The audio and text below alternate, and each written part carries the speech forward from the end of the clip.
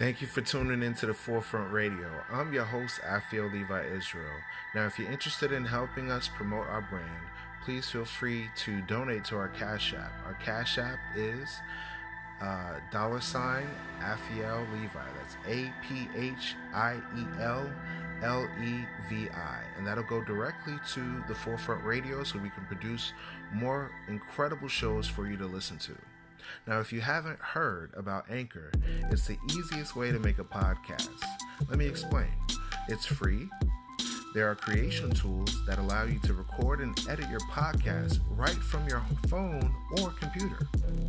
Anchor will distribute your podcast for you, so it can be heard on Spotify, Apple Podcasts, and many more. You can make money from your podcast with no minimum listenership.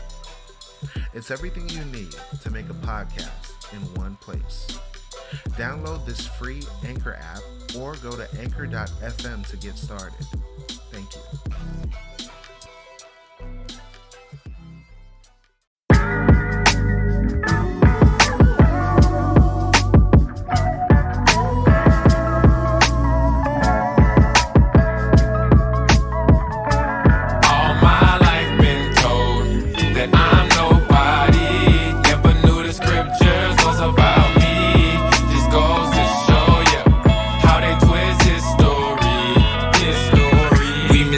By the lies in this devilish system. Society don't care about us. They trying to strip us of everything that belong to us. Even our history with no influence to count us out and not have to include us. But they can keep that any day. My people been led astray. No father at home to stay. No family around to pray. No leader to lead the way. In shambles and disarray. Out of order in every way. We looking up to the dope boys to be something like the Pope to us. Filled with no logical faith. It ain't got no morals. Preachers is pimping, no prophets, they ain't no hope to us. Sisters is loose and ungodly, they just some hoes to us. Believe the thing we used to be, we forgot. Now we running from cops, we used to be on the top. All the history in the world, but somehow they just forgot.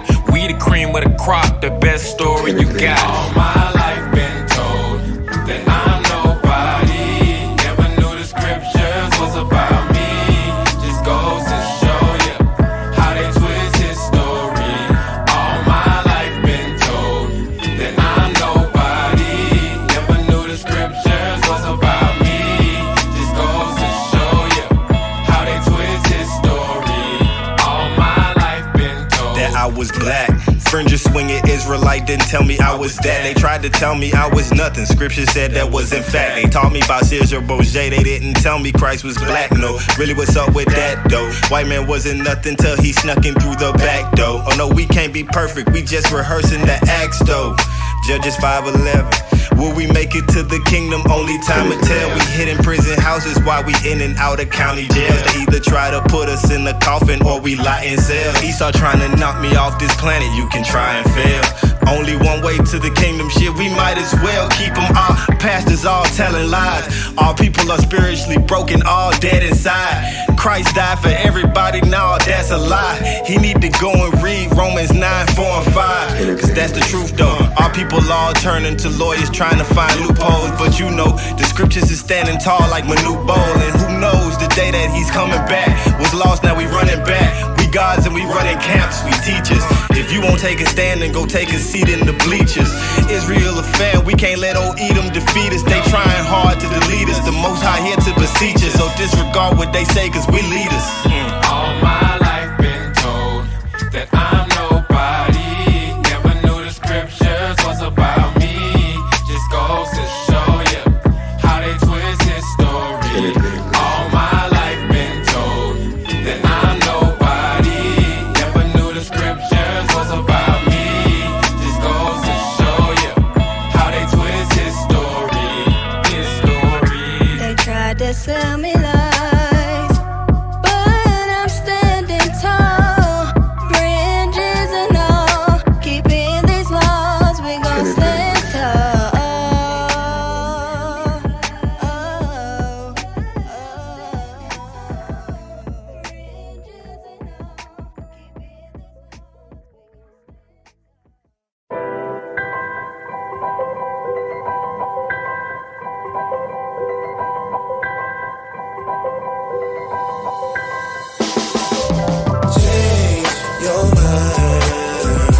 my life for this mission. Now this repentance gotta change your life.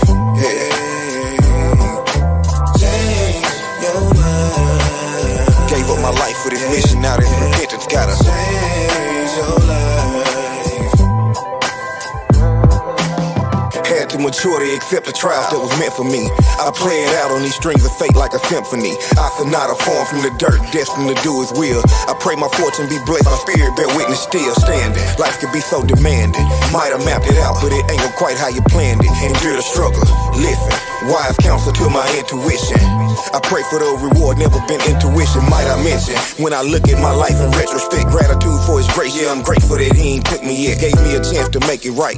I gotta make it right. Romans 8 verse 29, predestinated book of life. Just trying to keep my name sealed. I feel the end coming. I let my pen bleed through the page to feel the pain numbing. Info type of Israelite. And 3 trials of faith, but it's only 2 options. Life or death, know which one should I take? Countdown to the king come. Usher in the kingdom. Jerusalem, the land of liberty. Let freedom ring some. Some of all fears to feel like these trials taking me. I'm rooted in the truth. I tell the devil ain't no vacant. Accept the things that you can't change. Change the things that you can't accept. Wisdom to know the difference and play my cards to my last breath.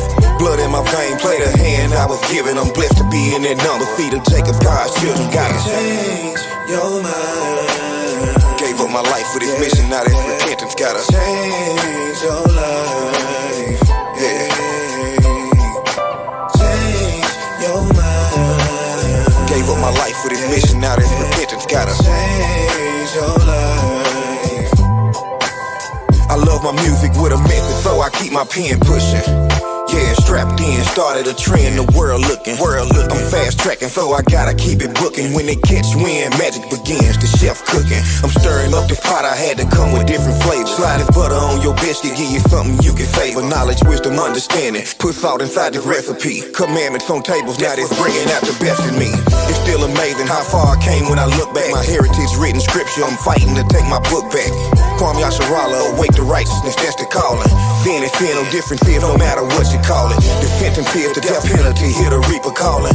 Keep the commandments and live and pray to keep from falling. Can't fall back on that foolery, ain't no saving time. The Lord is consistent, the devil known for changing time. Time to change your mind, reclaim your heritage. You laying down with that woman, you gotta marry sis. Returning to our righteousness to rebuild our community. I wanna see my people rule, the building blocks of unity. And never run from the challenges that we facing. That's why I live by the book, looking deep while I'm staying basic. Yeah, you know this wicked society play semantics. They push the devil's agenda, no wonder my people is frantic. Change your mind. Gave up my life for this mission, now this repentance gotta change your life. Yeah. Change your mind. Gave up my life for this mission, now this repentance gotta change your life.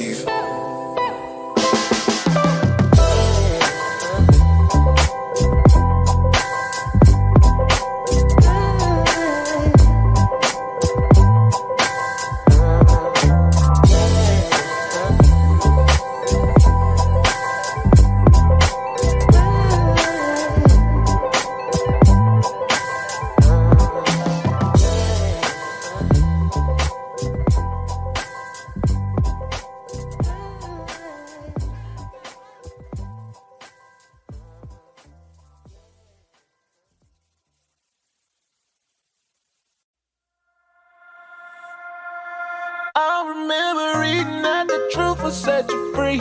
And if the sun shall make you free, then you are free indeed. I've seen a lot of hopes, heard a lot of lies, but when I read the word, there's no compromise. So I'ma be honest, I'ma be honest, I'ma be honest with you, yeah. I'ma be honest, I'ma be honest with you, yeah. I've seen a lot of hopes, heard a lot of lies, but I'ma be honest, yeah. I'ma be honest.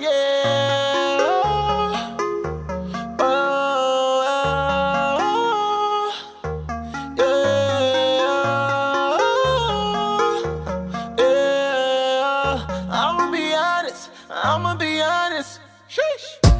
I put my life on repair, I speak the truth. I got a whole bunch of precepts that said we gon' rule. I got the bombs on defense, they gotta move. If you won't say something, you gotta prove. Oh, I feel feel so oppressed. I can't get the rest. I got a lot of tension from those lynchings. No one pays attention and don't mention. They afraid to speak the truth. They gon' try to talk the truth. They gon' go to war with you, especially if you stand for Christ. It's like, oh, I can let them things go.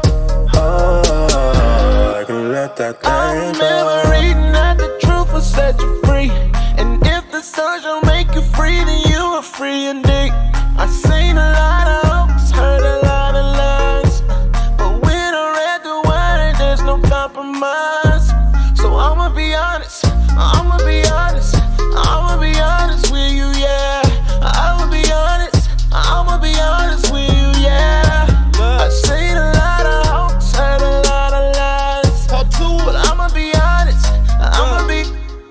I can be totally honest. If we talking about wine, you know we the finest. We made in the image of God, so choose your words wisely when trying to describe us. I know when they find us, we so weak at heart, but we gotta ask, where does it start? Honestly, we used to have a bond with the Most High God. To the sin we was in, just 2 of the part. Now we doing our part to bring it back now, and I pray the Lord forgive us for our background. Honestly, the honesty is the best situation that we can be in when the Lord is coming back down. Lord is coming back now, and I know we all want it to end, but keeping these commandments is where it begins. I ain't sugarcoating this for none of my friends, and as a friend you should understand what it takes for me to be a better man in this truth, to stand in the booth and tell you the truth, even when you're wrong, even when you're right. It doesn't matter what I'm telling you or say your life, whether you take it or leave it, that is up to you. But you can't tell me that I didn't tell the truth, so whenever he returns, what is your excuse? He already know, you might as well just tell the truth. I remember reading that the truth will set you free, and if the sun shall make you free, then you are free indeed. I seen a lot of hopes, heard a lot of lies, but when I read the word, there's no compromise. So I'ma be honest, I'ma be honest, I'ma be honest with you, yeah. I'ma be honest, I'ma be honest with you, yeah. I seen a lot of hopes, heard a lot of lies, but I'ma be honest, I'ma be honest, yeah. Oh,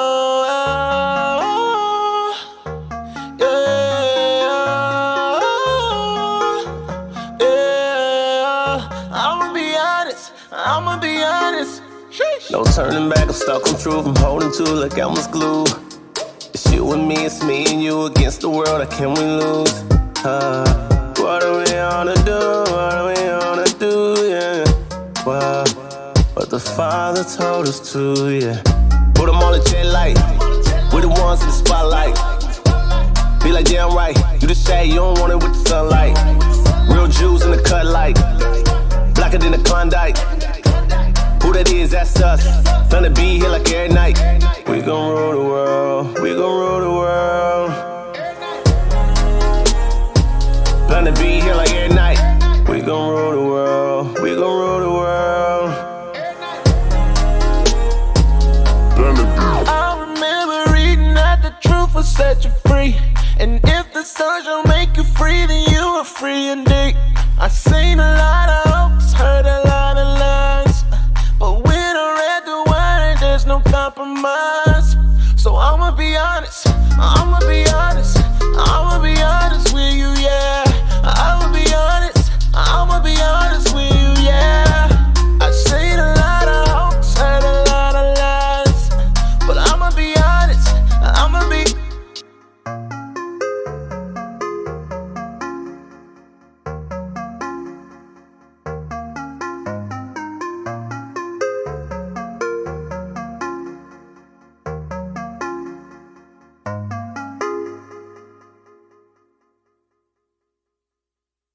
You are now listening to The Forefront Radio, where we discuss history, the Bible, the history of the Israelites, science, and other matters. Bring it out. The history of the blacks, Hispanics, and Native Americans as it relates to the Bible. Who were you prior to slavery? Who were you prior to colonization? These answers and more can be seen and heard as you listen to The Forefront Radio.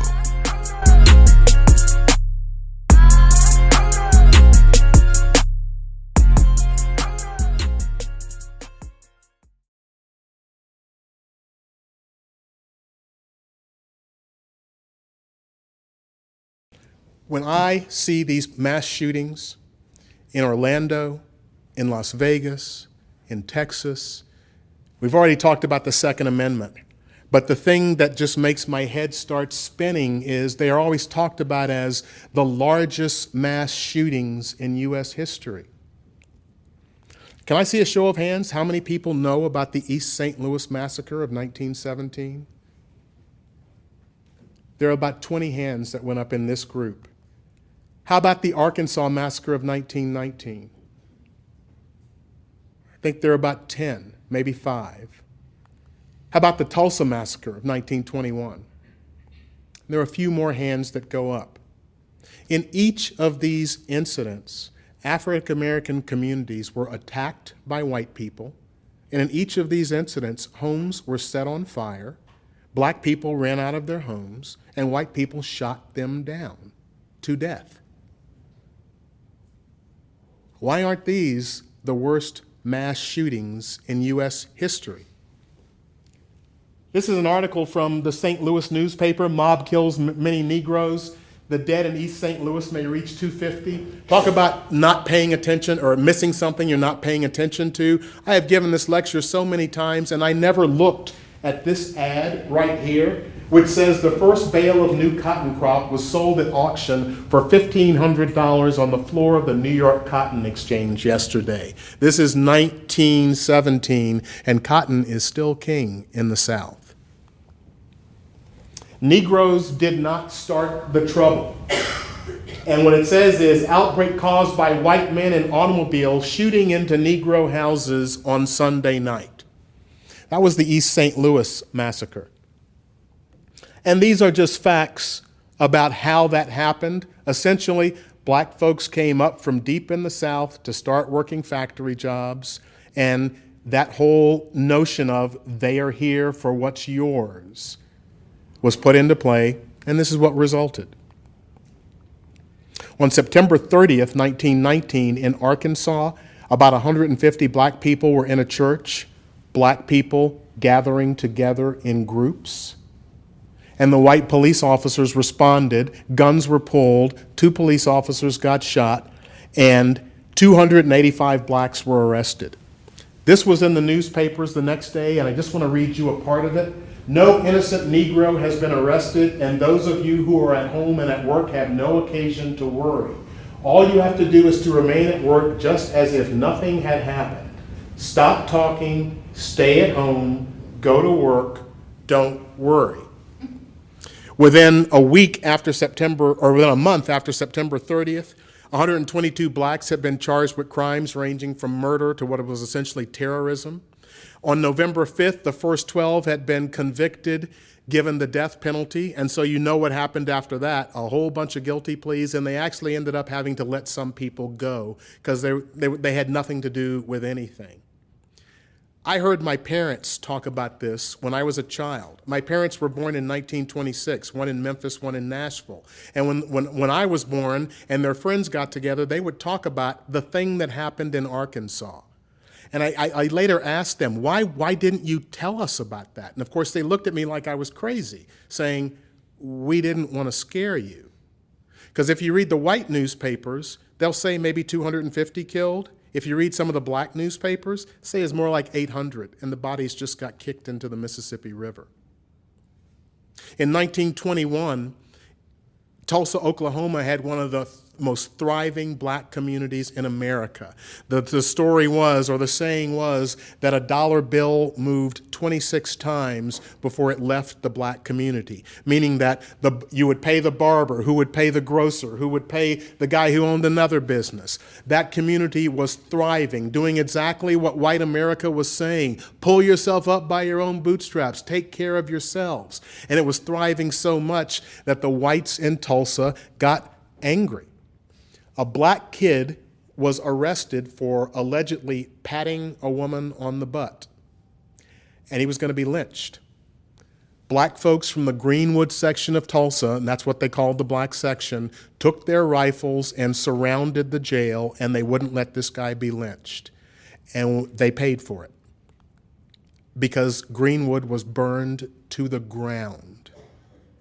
Hundreds of structures 36 square blocks burned to the ground.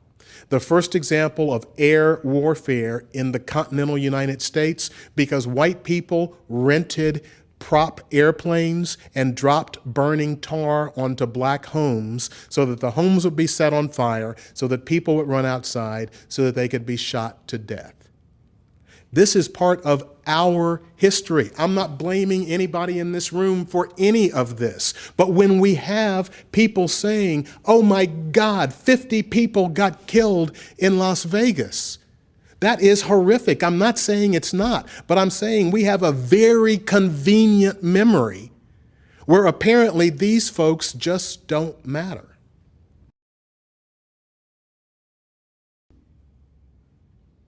Anybody read this book? This book is about the investigation that essentially turned the Federal Department of Investigation into the FBI. This was J. Edgar Hoover's crowning moment before the FBI was formed, and it was about the Osage Indians from Oklahoma. They were moved off of their land constantly by white settlers, and they finally decided, you know what? Let's go find a plot of land that is so rocky and so worthless, the white people will never want it, and then they'll leave us alone. And that's exactly what they did. Unfortunately, the land they found had huge oil deposits under it. And in the early 1920s, the Osage Indians became some of the richest people in America. And the whites in the area didn't like it. Here's what they did. A white man would marry an Osage woman, and then he would kill her, and he would inherit her part of the oil. A white woman would marry an Osage man, an Osage man, and then she would poison him and kill him, and then she would inherit the land. In many instances, children were also killed because they were part of the inheritance chain. And the guy writing this book has said that in the interviews he did, there is not a surviving member of the Osage tribe that didn't lose at least one family member in this serial killing. And nobody in this room has ever heard about it, or very few people. And I'm not blaming any of us for not knowing this. I am saying our history has been stolen from us because not knowing about this lets us see ourselves and where we came from in a very different light. And knowing about this and knowing that this is how our country was built, and this has a direct connection to how all of us ended up where we are today, all of a sudden it's not very comfortable. I hope you can see that and have at least some concept of the look on people's faces, because maybe you understand what this is. Because the looks on those faces were from this event. And what I would like you to understand about the concept of lynching is that depending on where you want to start, the number starts shifting. But let's take from 1868, right as Reconstruction was kind of in full bloom, to 1966. So 98 years, virtually 5,000 documented lynchings. We can't talk about the undocumented ones. 5,000 documented lynchings in that time period. This one was in Marion, Indiana in 1930. And what that means is there was an average of one lynching a week for a century. And for the prosecutors in the room, when you are asking yourselves, why is it that black communities have so much suspicion about the police? Why is it that there's so much hostility about the police? I am asking you to consider that since literally the time of the slave patrols, the narrative that is passed down in my community is if you were around somebody with a badge and a gun, be careful because you could end up dead for nothing. And we have history to prove it. You cannot take somebody out of a jail and take them to the main area of town, put a rope around their neck and hang them to death without law enforcement knowing about it. You can't do it. So either law enforcement was directly involved in the lynching, or they stood by and watched it. And I'm asking you to consider that when you ask yourself, why is there such suspicion? Black people are not crazy. And in my view, we are not overly sensitive. I'm just asking you to consider, if you didn't know some of this history, ask yourself about some of those foundational views. And I say prosecutors in the room, I'm not excusing the defense lawyers in the room. Because how many times has somebody come into one of your offices saying, the police did X, Y, and Z to me, and our reaction is, yeah, that didn't happen. Yeah, I understand, you're really upset. Well, that's not what you're charged with, so we'll deal with that later. All of us have done this, and I can't tell you how many times I did that and how humiliating that feels now. Do people know that blacks and Latinos were excluded from the Social Security Act? Can I see a quick show of hands? It wasn't written into the act. They just said domestic workers and farm workers and agricultural workers aren't included. Who do you think was doing those jobs?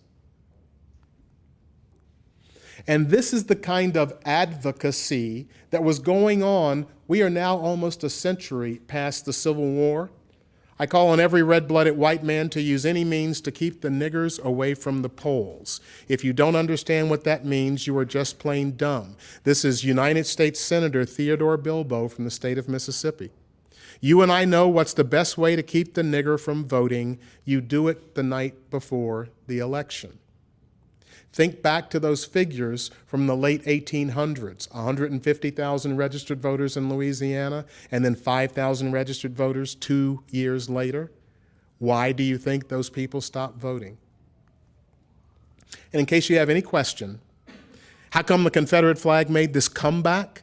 1948, Strom Thurmond and the Dixiecrat Party. They adopted the Confederate flag as their symbol, and they said as clearly as they could, we stand for the segregation of the races. This is what the Confederate flag is about, folks, and there is no factual history to say otherwise. None. Do you realize that the government deliberately prevented black people from buying homes? From 1934 to 1968, the official FHA policy was redlining. A black person could not get a loan to buy a home in a white neighborhood, and they weren't giving loans to buy homes in black neighborhoods. This was the law of the United States from 1934 to 1968. And every economist in America will tell you today that the most critical aspect when it comes to net family wealth is home ownership. The 1944 GI Bill, affirmative action once again. The government said, we've had people that have gone across the ocean fighting the Nazis for freedom in America, and those men and women are coming back. We're going to give them the ability to buy a home. We owe them that, unless you were black. And we fought in the same war and did the exact same things, and the GI Bill was not there for us. This is the government deliberately and on purpose making it so that black Americans will not advance economically. So when you're asking yourselves today, why haven't you done better? Why haven't you made something out of yourself? Why haven't you done this or that? Why are so many generations of your family in this poverty? I am not saying personal responsibility is thrown out the window, because it isn't. It is a key to anything in terms of us moving forward. I am saying if you didn't know this history, I am asking you to reassess some of your views in terms of what the facts are. Brown versus the board, one of the most critical things for me personally, because it had a major impact on my personal education. Thurgood Marshall argued in the Supreme Court, separate but equal is rooted in the deep desire to keep people who were formerly slaves as near to that state as is possible. Think about separate but equal in that way. And think about these images. If you didn't live through it, you remember it or have seen it on television. This is what it took to get black kids into the same schoolroom as white kids. It took 89 years after the Civil War for the law, not society, but the law, to say a black kid is human enough that we'll allow him or her to sit in the same classroom with white kids. That's our shared history. White supremacy is still in full bloom. And today, low poverty schools are schools with less than 25% of the kids on free lunch. Mid-low poverty, 25% to 50%. Mid-high poverty, 50% to 75%. High poverty, over 75% of the kids eligible for school lunch. This is what it is today. The gray are the whites and the blue are the blacks. And today, American public schools in most areas are more segregated than they were in 1954.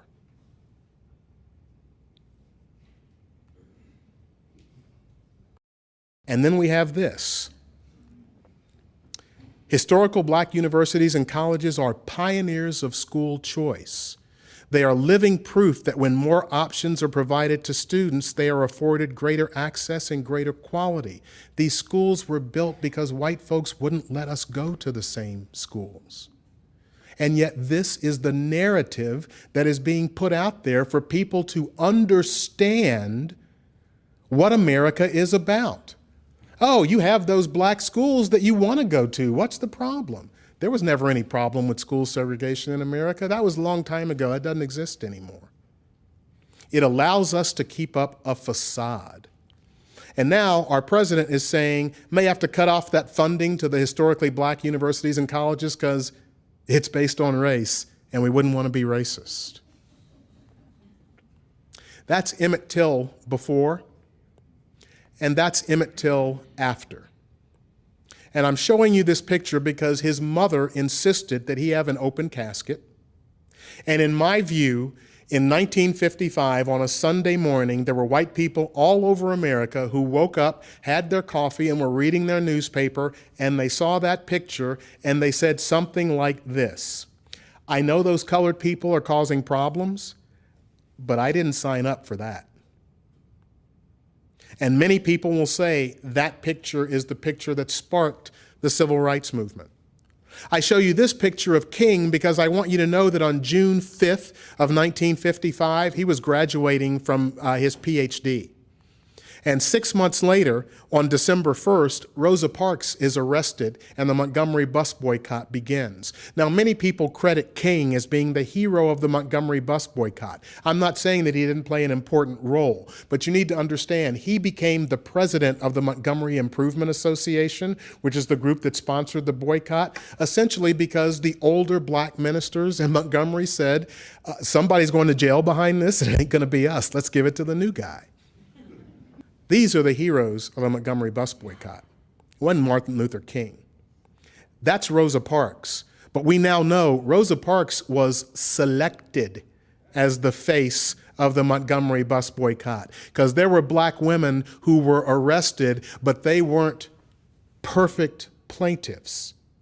So there was strategy behind this. The Montgomery Improvement Association wanted to select a Negro that was not threatening to white people, that had a good church record and couldn't be attacked because they knew what was coming. All of these women got arrested on that bus. And all of these women were making their living, none of them with a high school degree. They're driving before the bus boycott, getting up at 7:30 in the morning to make it to the white neighborhoods by 9 so they could clean white homes and make dinner for the white people they worked for, and then make it back by riding the bus by like 5:36 and then try and take care of their own family. Now they're getting up at 4 o'clock in the morning because they've got to walk to the white neighborhoods, and they're getting back at 8 or 9 o'clock at night because they've got to walk home from the white neighborhoods, and then they're trying to take care of their families, and then they get up and do it again for more than a year. And if my commute to work gets delayed by 15 minutes, I get pissed off.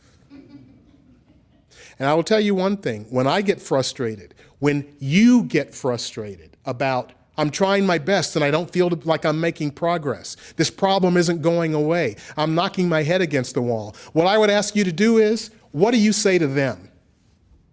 What words do you have for them? I'm tired. I'm frustrated. People are saying I'm a racist. People are saying I don't care. And that's really making me uncomfortable. It's really making me tired. Because I'm telling you what I do, because I feel that exact same stuff. And then I look at them and say, I have no words for them. It's get back and try and figure it out. I want to show you this document because this is the victory document from the Montgomery bus boycott. This is the document that circulated in the black neighborhood Sunday night before the buses are segregated on Monday morning. And if you want to know how the black community understands that there is a significant slip between the law and living, this document is some of the saddest proof. The bus driver is in charge of the bus and has been instructed to obey the law. Assume he will cooperate in helping you occupy any vacant seat. Do not deliberately sit by a white person unless there is no other seat. What they're saying is, yeah, we may have won this law thing. Don't go get yourself killed, because we got to live down here. In case of an incident, talk as little as possible and always in a quiet tone. For God's sake, don't make the white people upset, because you know what's going to happen if you do that. Don't get up from your seat. Report all serious incidents to the bus driver. If another person is being molested, do not arise to go to his defense, but pray for the oppressor and use moral and spiritual force to carry on the struggle for justice. I don't know if I could live with that one. And the one that makes me saddest is the last one. If you feel you cannot take it, walk for another week or two. This is the victory document. And this statement from the citizens of Levittown, Pennsylvania in 1957, I think says it all. As moral, religious, and law-abiding citizens, we feel that we are unprejudiced and undiscriminating in our wish to keep our community a closed community. We are not bigots. We just don't want the coloreds living next door to us. White supremacy. So in 1963, Medgar Evers gets killed. And in 1963, in September, those four girls got killed in this church bombing. And this is the girl that survived. And I wish you were close enough to see this picture, because if you want to know what victims of terrorism look like, these are the people who are watching them pull the dead bodies of those four girls out of the church. Terrorism didn't start with the First World Trade Center or the Oklahoma City bombing or any other event. These were acts of terror. I show you this placard because I want you to remember this event, because I'm going to talk about it again in just a few minutes. 1964, the 3 civil rights workers that go missing. One of them,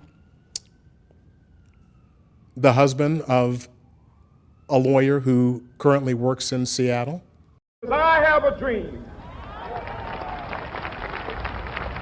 My 4 little children will one day live in a nation where they will not be judged by the color of their skin, but by the content of their character. I have a dream today. I must confess that that dream that I had that day has at many points turned into a nightmare. Now, I'm not one to lose hope. I keep on hoping. I still have faith in the future.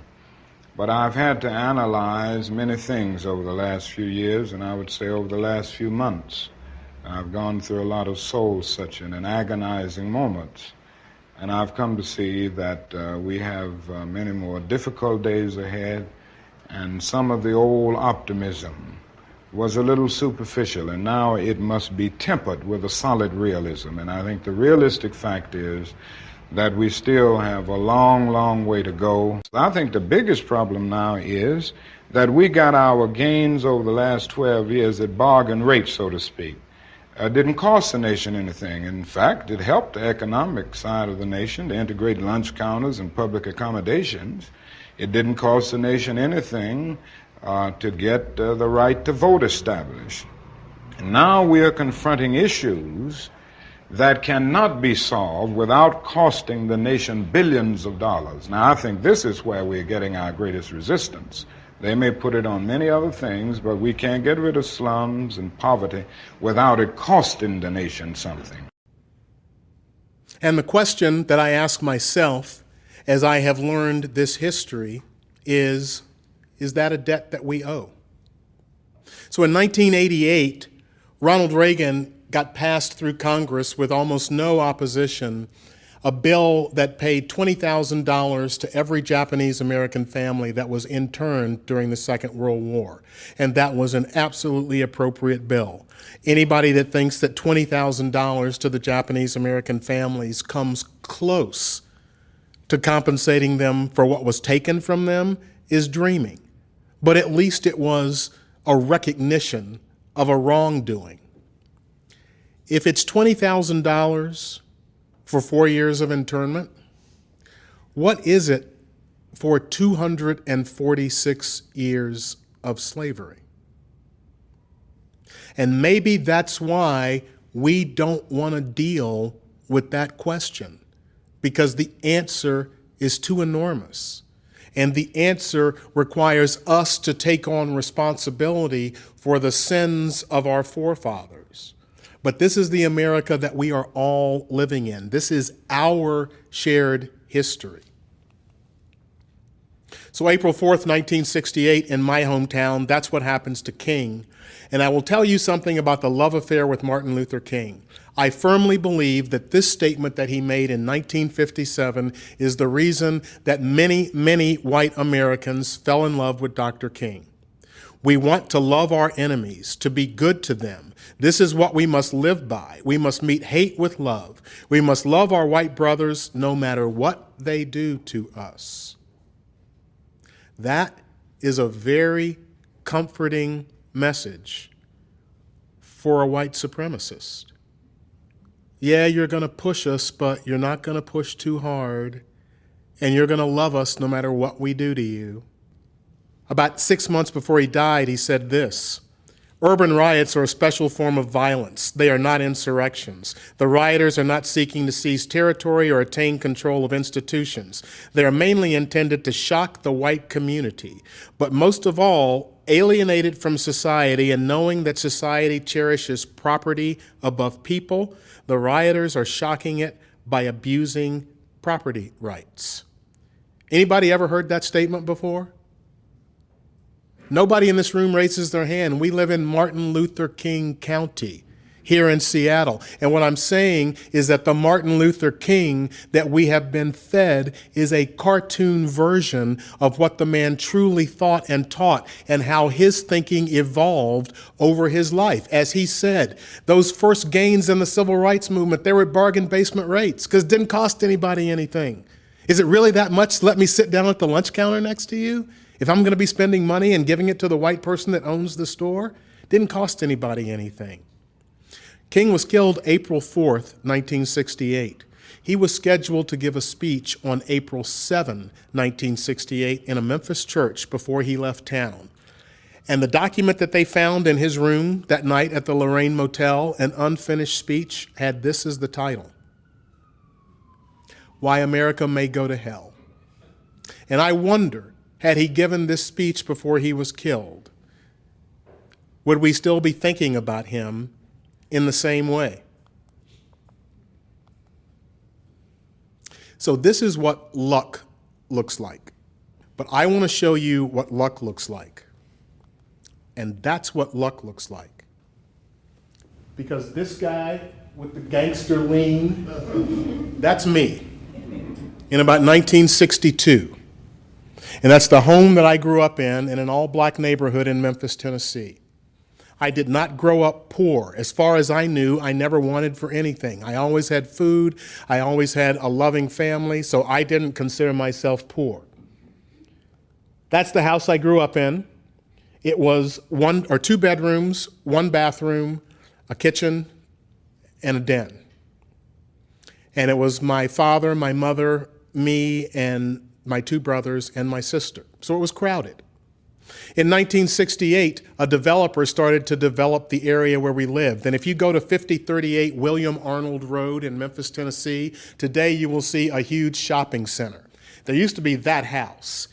And when the shopping center development started, my dad went to everybody in the neighborhood. My dad was a high school principal, but an absolutely remarkable man and a rebel like you wouldn't believe. He went to everybody saying, let's sell our houses together. We will get more money if we deal with the developer together. But nobody else wanted to do it. So our house was literally the last house on this street. And my dad made a deal with the developer. I'm going to go find a house. You buy it for me. You can have this house.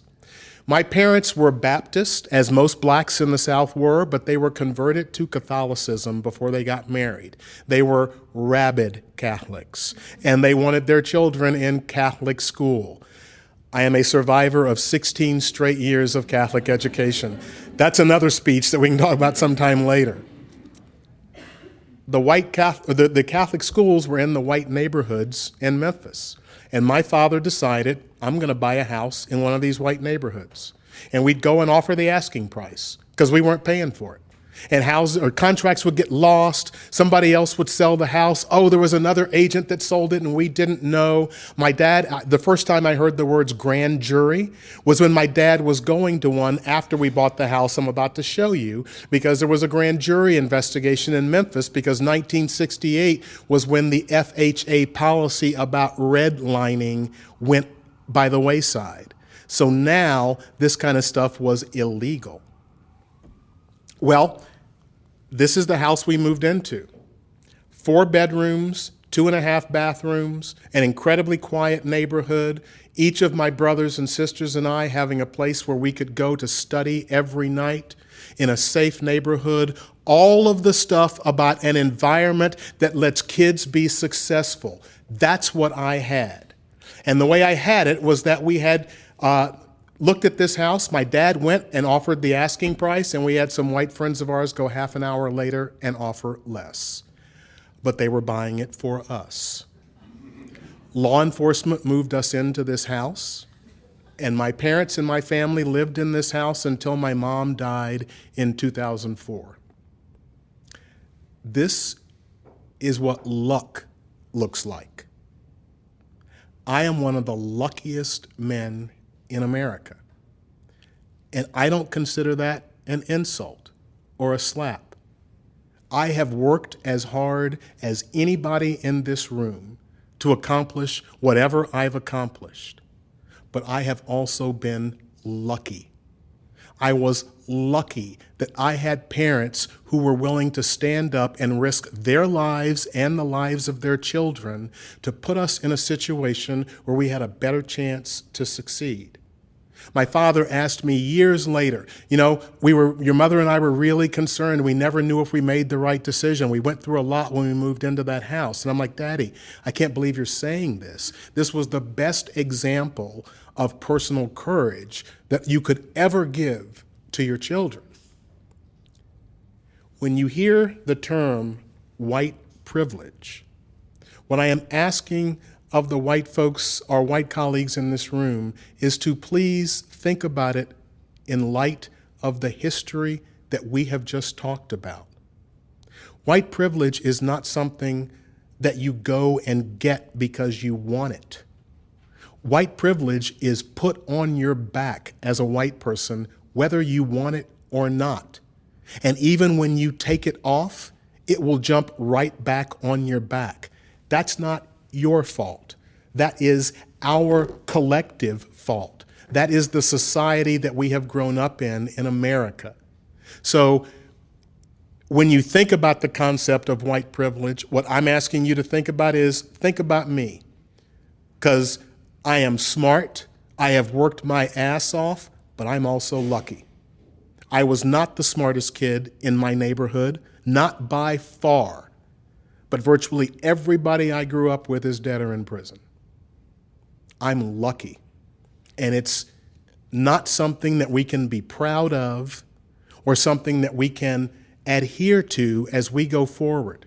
When we think about something like a bail application, Every prosecutor in this room in violent crimes has got to be thinking, if this person gets out on bail, and I've argued, and I haven't argued against it, and they kill somebody else, or they rape somebody else, or they hurt somebody else, I have some personal responsibility in that. And we can talk all about, well, it's the system, it's this or that. If you're a human being in the prosecutor's office, with the prosecutors I've talked to across the country, you're going to have those feelings because you're a caring, thinking human being. What I would beg you to think about at the same time is if there are 10 people that are applying for bail and you know for a fact that one of them is going to kill somebody if they get out, are you willing to keep the other 9 in custody to prevent the one from killing somebody? Because the one that kills somebody, you'll read about that failure in the newspaper, and you'll have to live with that. But the devastation that's done to the other 9, you'll never have to face that. When they lose their apartment because they haven't been able to report to their job, you'll never hear about that. When they have other problems, when you lose your job, you lose your apartment, now you're homeless, you have family that you're trying to take care of, you'll never hear about that. The failures in something like the bail system can both be somebody that gets released and hurts somebody, and it can also be somebody that got held in custody that didn't need to be held there. This shit is hard and it's complicated, and I'm asking nobody in this room try and make it any easier than it is. This is just a comment by John Ehrlichman. If you haven't read this book, Dog Whistle Politics by Ian Henry Lopez, L-O-P-E-Z. It's a fantastic book about coded racial language in the history of America. This is Ehrlichman on tape. We knew we couldn't make it illegal or to be either against the war or black, but by getting the public to associate the hippies with marijuana and blacks with heroin, and then criminalizing both heavily, we could disrupt those communities, arrest their leaders, raid their homes, break up their meetings, and vilify them night after night on the evening news. Did we know we were lying about the drugs? Of course we did. And when you think about our response to the opiate addiction today, oh my God, these are our children. We have got to do something. These are not criminals, these are our kids, and this is a medical issue, and we have to treat it that way. And I'm not saying that to be sarcastic. I think that is a fantastic development. I'm just asking, where was that compassion when the people looked different? Because 9 out of 10 new opiate users over the last 10 years are white Americans. That's what our prison population looked like as we entered the Nixon years. Just over about 300,000 people in prison. That was not a mistake. That was not by accident. Some of us can think back to the 80s and 90s when federal judges were giving 50 and 60 and 70-year prison terms out in drug cases like it was ice cream and cake. Thankfully, in some districts across the country, including our own, the Western District of Washington, what's been happening is judges are very quietly bringing people back for resentencing and imposing sentences that are letting people out after they've served 15, 20, 25 years in prison. I want you to listen closely to this, and hopefully you'll be able to hear it.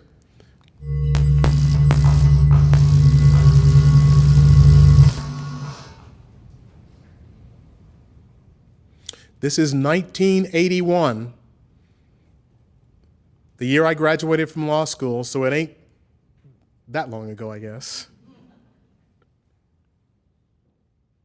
Here's how I would approach that issue as a statistician or a political scientist, or no, as a psychologist, which I'm not, is how abstract you handle the race thing. In other words, you start out, and now y'all aren't quoting me on this. You start out in 1954 by saying nigger, nigger, nigger. By 1968, you can't say nigger. That hurts you, backfires. So you say stuff like force busing, states' rights, and all that stuff. And you're getting so abstract now, you're talking about cutting taxes and all of these things you're talking about are totally economic things, and the byproduct of them is blacks get hurt worse than whites. And subconsciously, maybe that is part of it. I'm not saying that, but I'm saying that if it is getting that abstract and that coded, that we're doing away with the racial problem one way or the other. You follow me? Because obviously sitting around saying we want to cut taxes, we want to cut this, and we want is much more abstract than even the busing thing, and a hell of a lot more abstract than Nigger Nigger, you know. So any way you look at it, race is coming on the back burner. I just want to make sure that all of us working in this system understand. You know, you look at what group is most likely to be victims of crime? People of color. What group is most likely to be convicted of crimes? People of color. Maybe that just means all people of color are much more likely to commit crimes than white people. Maybe it means that our neighborhoods are so segregated that people commit crimes near where they live, like they always have. Maybe it means a lot of things, but we better figure it out. Because if you don't like living in an America with 2.3 million people in prison, you're really not going to like it when it hits 5 million. Every person on this screen, at one point or another, supported mandatory minimum prison terms, harder and more serious kinds of consequences for crime. This is not a white thing or a black thing or a brown thing. It's an American thing. All of us are in this, whether we like it or not. All of us are wrapped up in this together. Now, there's some people that have said the fact that these folks were involved in some of these sentencing decisions shows that Michelle Alexander's whole example of racism in the criminal justice system is really not well taken. And I would just say that's kind of ridiculous. Like, since when can black people not be wrong?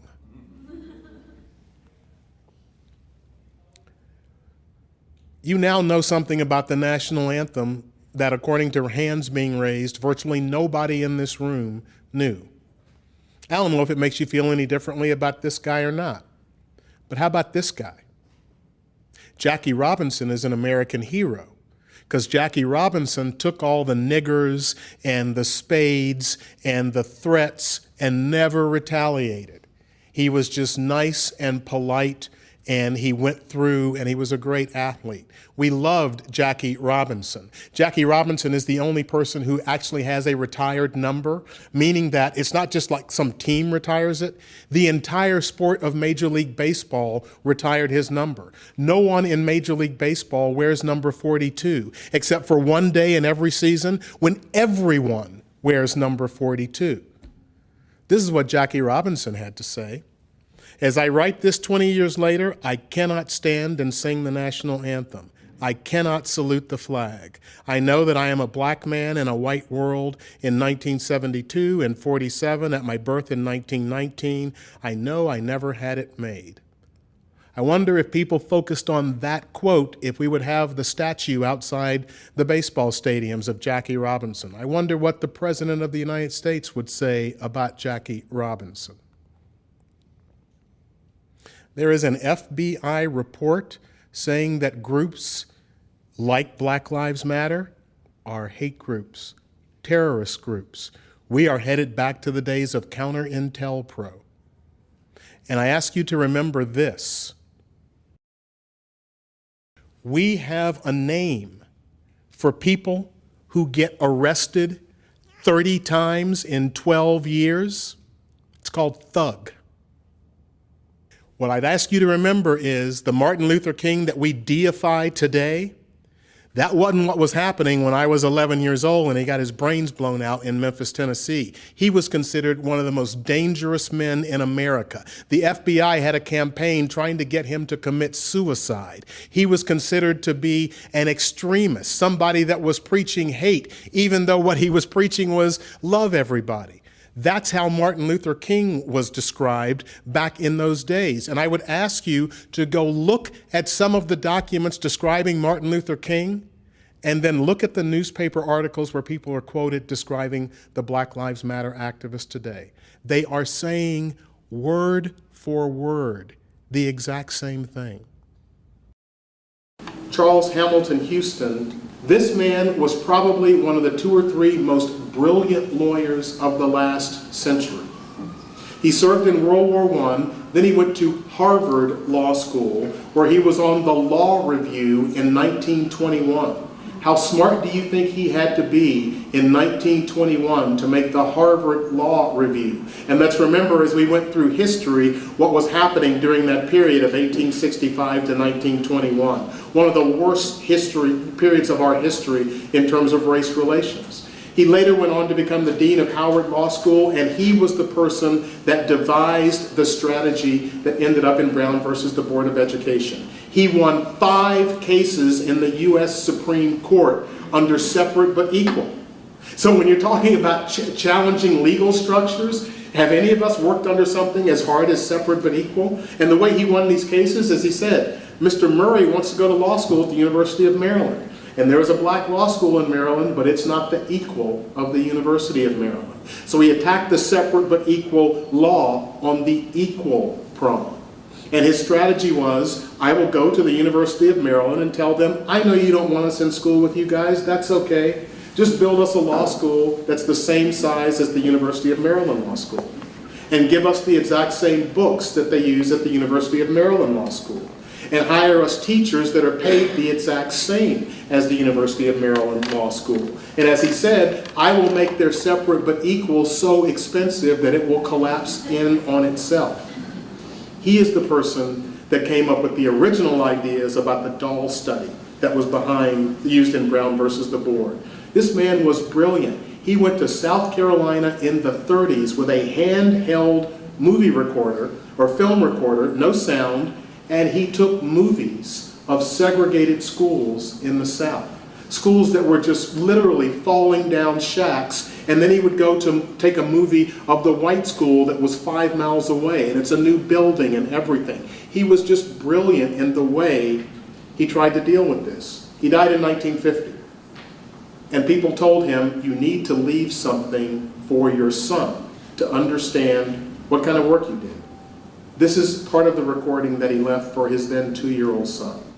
And also I regard what I am doing and my work as a lawyer not as an end in itself, but simply as the means of a technician probing in the courts, which are products of the existing system, how far the existing system will permit the exercise of freedom before it clamps down.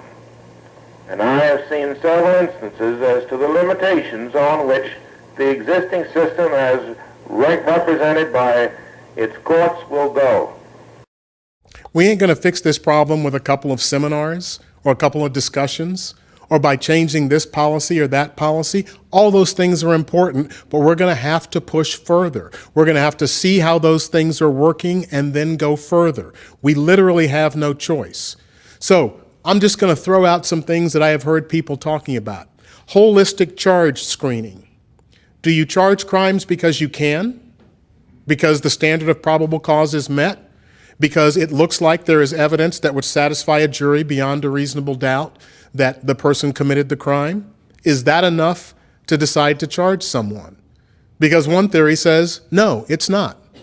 You should look at a whole lot of other factors and look as hard as you can to divert that person outside the criminal justice system before you ever bring a charge.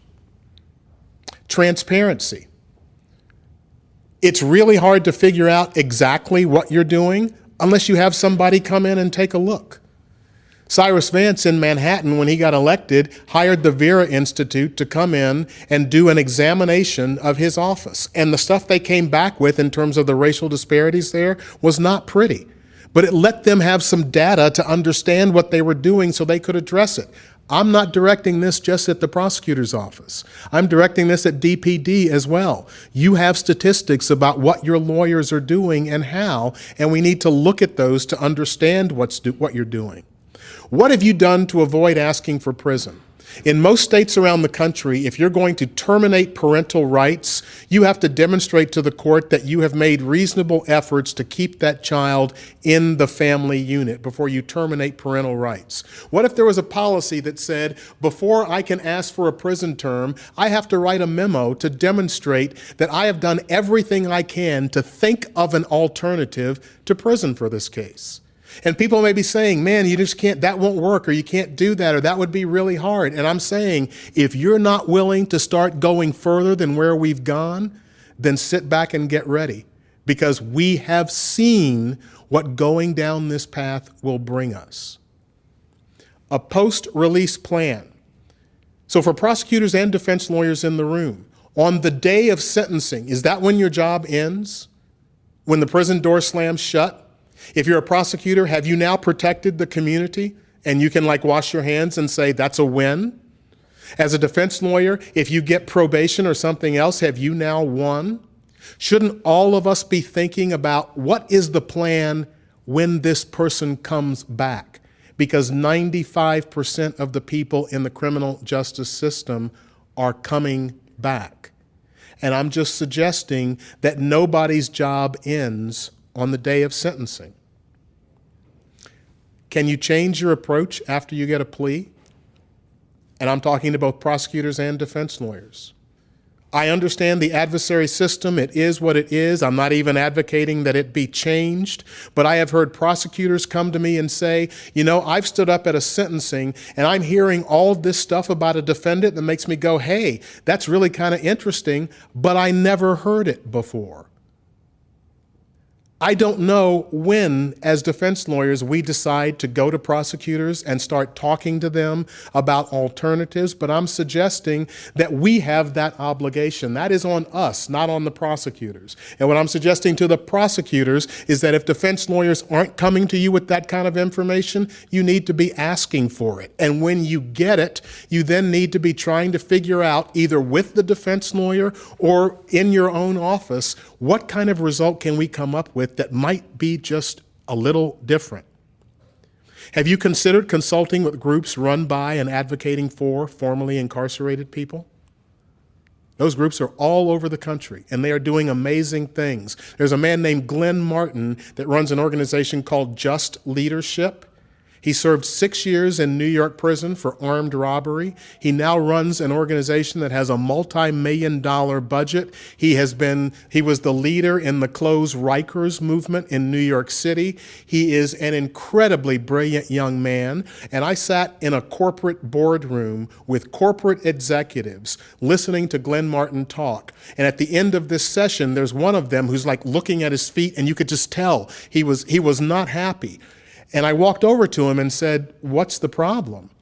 And he said to me, we have a policy at our company that anyone convicted of a violent crime cannot be considered for a job. And he said, I would hire that guy in a minute, but I can't because of the way we have thought about formerly incarcerated people. There are formerly incarcerated people in America who are responsible, tax-paying people who want to see the criminal justice system work and who want their communities to be safe. And they may have some input for us that we don't know as lawyers. I swear to God, we actually don't know everything. Look at your practices in bail and what's called debtor's prison. Jailing people for fines and fees. I don't know if you saw it, but in South Carolina, the Chief Justice of the Supreme Court there invalidated 20,000 warrants, just wiped them off the books because people were being given fines and fees without lawyers, or they were being jailed by judges who were saying essentially pay up or go to jail.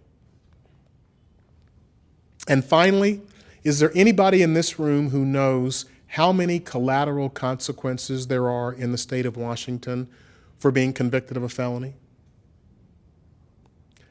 Nobody. Nobody knows that. And I didn't know it either. I practiced law here for 36 years. And I didn't know that. And then I read about a case in New York City where some lawyers started investigating that.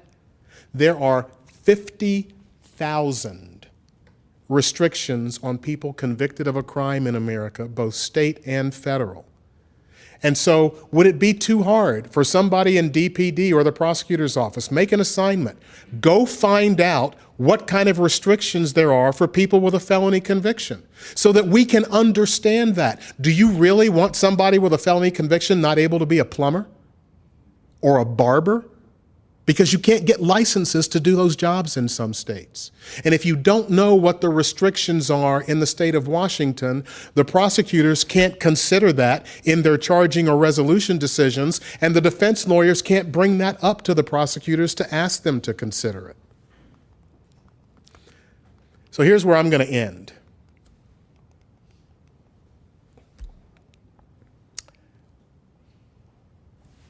Once again, thank you guys for hanging with me. This is almost like, it's like a jinx. I have ended these presentations with this slide every single time, and I can't not do it. In 2008, I'm at Schrader, Goldmark, and Bender practicing law, and a friend of mine from law school calls me up and he says, "Hey, Jeff, I haven't seen you in a long time. Will you do me a favor?" And I said, "Sure." So one of the takeaways is when your law school friend calls you up and says, "Will you do me a favor?" ask what it is.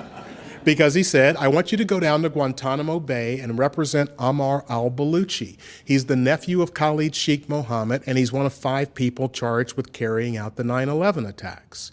And I gulped. And they say like your life can pass in front of you in like a second. It wasn't a second, but I imagined my law firm's going to hate me. I'll never get another case. I won't be able to practice law. I'm terrified of flying. And then I heard somebody saying, "Sure, I'll do it." And it was me saying that. Best decision I ever made. I went to New York with a bunch of other lawyers, and we spent an entire day in a training by psychiatrists and psychologists who said, "You may think you know how to deal with people who have experienced trauma. You have never dealt with someone that has been systematically tortured by the CIA, and you have no clue what you're getting into." And we spent the entire day listening to this information so that by 4:30, 4:45, I just wanted to go somewhere and start drinking heavily. A lawyer, and Lorinda, I think you will know, it was Jody English, a lawyer from Indiana, stood up and put up this video. And she said, "This is an example of the most human behavior that I have ever seen in my entire life. And I truly commend it to you." So this is a video of an actual safari, a camera safari in South Africa. They're crouching. She's quite big.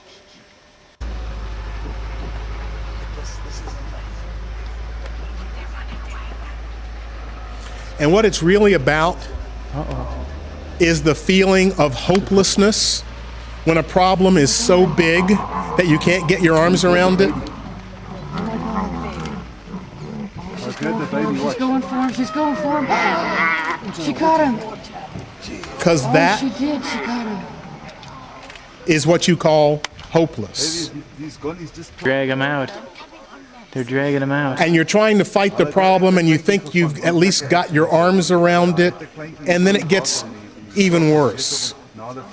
There's a crocodile there too. And if you can't see the croc clearly, you'll see him in a couple of seconds. Yes. Oh, good gracious. Look at this. The crocodile's taking that baby away. There is no objective reason to believe that this can end any way but badly for that calf. There is no hope here.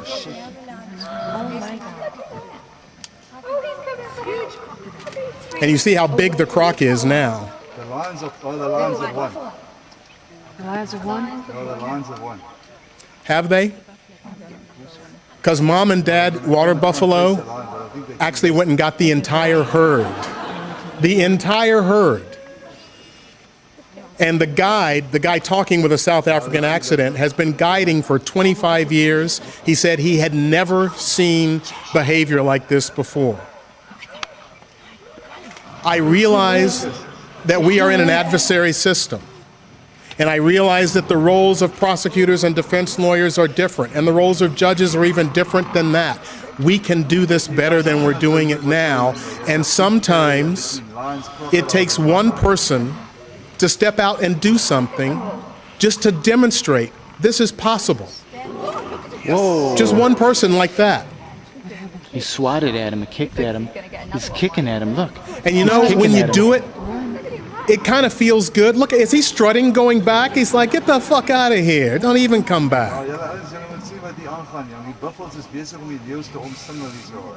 And so one person gives an example, but the group as a whole, our system as a whole, is hard to move. And sometimes you've got to be a little more dramatic in what you're willing to try to let people know you're serious about it. Like this. Ooh. And now a lot of other people get involved.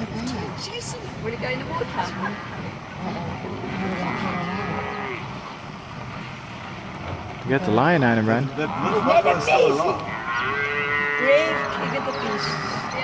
Remember the calf, because it was hopeless.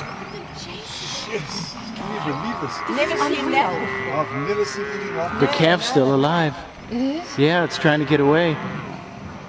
It's standing up. It is, it's still alive. Oh, is it? Oh, and I'm going to the middle of the water. It's standing up. It's standing up. It ran away. No, they've got it back. They've got it back. They've got him back. They do have him back. Hierdie buffels het die leeu's weggepak van haar kleintjie af.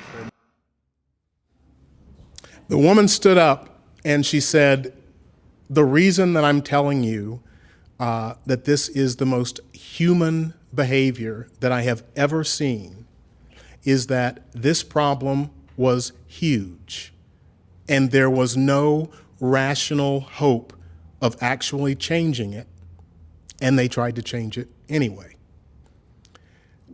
Please have conversations with, among, and between each other. I swear to God we can do this better than what we're doing now, and thank you so much for listening. This is dedicated to the Israelites across the world who don't know who you are. Let's talk about these Israelite habits, you dig? Israelite challenge.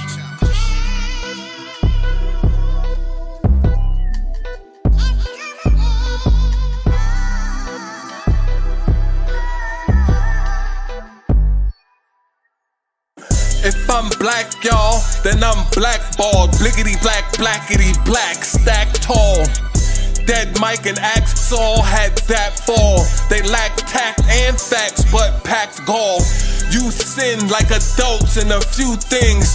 Food screws and who's woo, Jew truth stings. Bootstraps use 2 new shoestrings to troop through all the hoops that your root brings. Hope's road ain't with yellow bricks, nor fellowships with hoes, scarecrows, nor totos. Vipers, vice types, liars, price bribers, lions, striped tigers, Zions like Niger.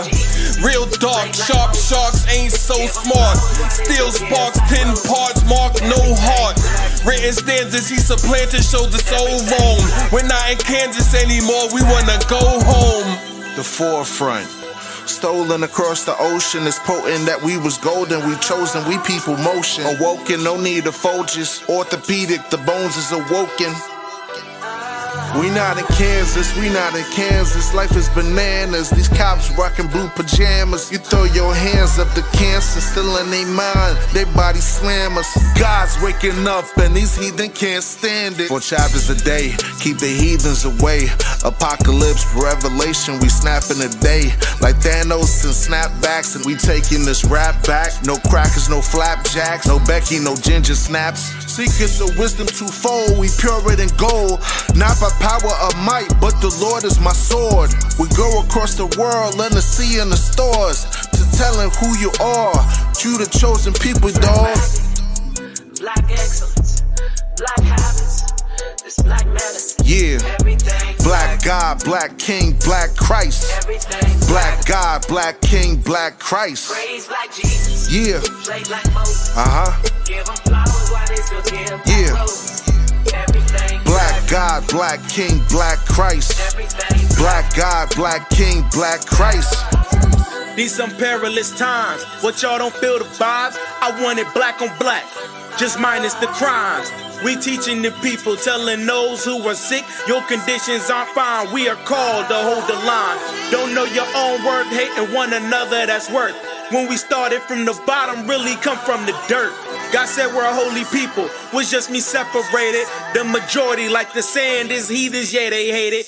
Giving them living water, they spirits rejuvenating. All these other books with the Bible, you could never made it. The scriptures talk about all facts like black angels, no shapes, but these lies are obtuse. The triangles, the gene, the 12 born with it. Hebrew excellence, don't matter what it is. Natural talent is so effortless. Those in the spirit of God will only understand. I'm leaning on the Lord like bikes with a kickstand. Mahala. Black excellence, black habits, this black medicine. Yeah. Black God, black king, black Christ. Black God, black king, black Christ. Yeah. Yeah. Black God, black king, black Christ. Black God, black king, black Christ.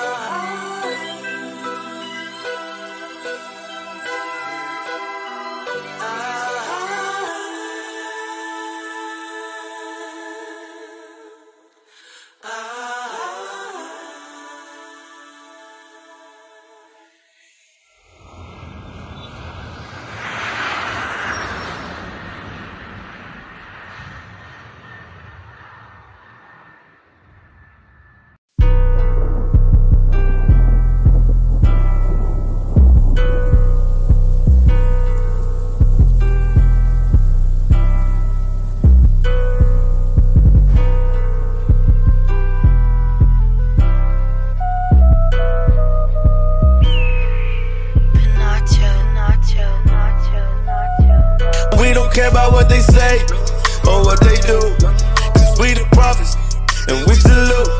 We standing strong, oh yeah we do.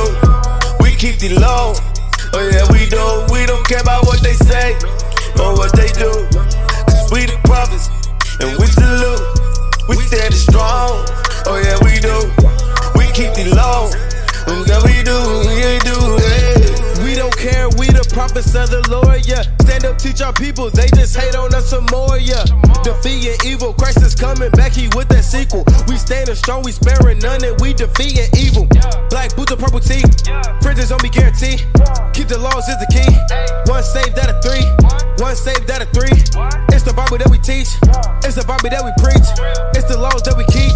Crying loud in the streets now, grab a paper and a pen now. Come take back your crown, come take back your crown. Yeah, the people of the world trying to tear us down, but we keep the laws and don't care what they saying now. 44, yeah, 144, yeah. Christ is coming back, better prepare for that war, yeah. 44, yeah, 144, yeah. Christ is coming back, better prepare for that war. We don't care about what they say or what they do, 'cause we the prophets and we salute. We standing strong, oh yeah we do. We keep the low, oh yeah we do. We don't care about what they say or what they do, 'cause we the prophets and we salute. We standing strong, oh yeah we do. We keep the low, oh yeah we do, we do. Ay, strong in the Lord, ay, and the power of his might. We need to endure a spiritual fight. Look at my people, hard cold like it's ice. Criminal sharp, drop like a knife. Converting the soul and preserving the life. It's time to take flight. Shining my light, shining it bright on the dark as the night. Ay, oh yeah, fringes on my clothes, yeah. 144, yeah. That's the bigger goal in the business, saving souls, yeah. Let them shofars blow, yeah. I keep my Bible close, yeah. I keep my Bible close. We don't care about what they say, ay, or what they do. We keep these laws. Hey, how about you? No more lies, I learned the truth. My whole life I wasn't true. That's something I never knew. Taught me lies up in that school, but it's cool. Now it's back to this heritage. A chosen people that cast down all the heretics. These laws is the medicine, these laws is my preference. This Bible is our reference. Now it's time to give them praise and give the Lord. We don't care about what they say or what they do, 'cause we the prophets and we salute. We standing strong, oh yeah we do. We keep the low, oh Oh yeah, we do. We don't care about what they say or what they do. Cause we the prophets and we salute. We stand strong. Oh yeah, we do. We keep the low. Yeah, we do. Yeah. They don't love her like they used to, no. Since we done found out we the truth, dude, yeah. I know they see us up through YouTube. So strict, clean, friends down, don't be so rude, child. Carry laws on our shoulder. God's armor be the shoulder pad. Crying out and we sparing not, so we know they mad. 'Tis the season, eat them, time to taste of God's wrath. Christ gon' bathe in your blood like some bubble bath. We got it stinking, now they smell the feet. Cause they know when these shoes come off, they gotta wear these sneaks. We done ran long enough and now we out the street. We at the end of the road, we tried everything. Huh? You up the head and now you play the victim. You said I never sold a slave, but benefit the riches. We in the hood trying to figure out like what's for dinner. Now what they gon' say? We don't care about what they say or what they do. Cause we the prophets and we salute. We stand strong, oh yeah we do. We keep the low, oh yeah we do. We don't care about what they say or what they do. Cause we the prophets and we salute. We stand strong, oh yeah we do. We keep the low, oh yeah we do, we do, we do.